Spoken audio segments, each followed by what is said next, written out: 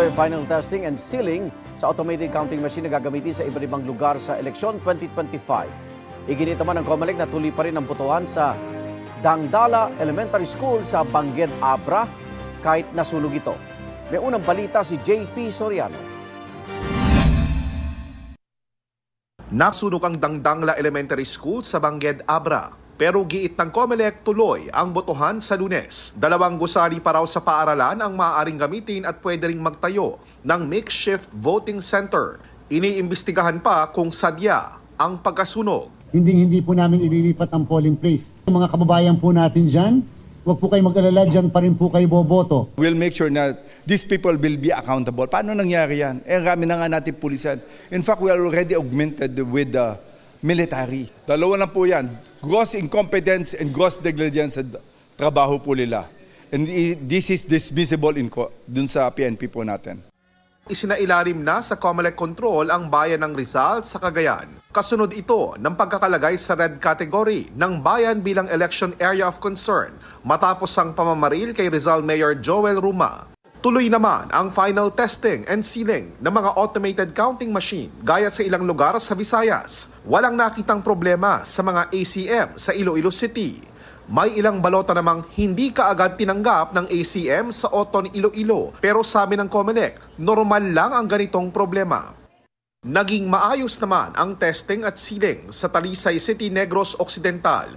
Pero sa ibang bayan sa probinsya, may 4 na ACM ang naiulat na hindi gumana. Merong mga minor problems sa na-encounter, like yung may nasira na ACM. Automatically na po yun.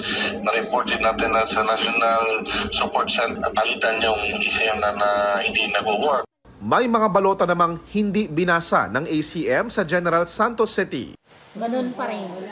Nasolusyonan din agad ito ng DepEd Supervisor Official at Technical Support Staff. Possibly, ang problema doon is marumi yung scanner. So, ang ginawa namin para ma-solve yun, open namin yung ACM. Underneath, nagamit kami ng wipes para malinis. Then try namin ulit, then okay na. Sa Zamboanga, Sibugay, naantala ang pag-deliver ng mga makinang gagamitin sa eleksyon dahil sa labanan ng mga sundalo at armadong grupo. Yung pagdala ng machine para sa final testing and sealing ay medyo pinahinto po muna natin. Pinahold po muna natin kahit yung pagkukonduct ng final testing and sealing.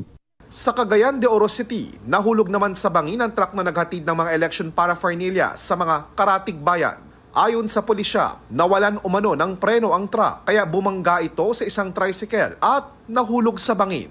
Patay ang isang sakay ng truck habang 4 ang sugatan.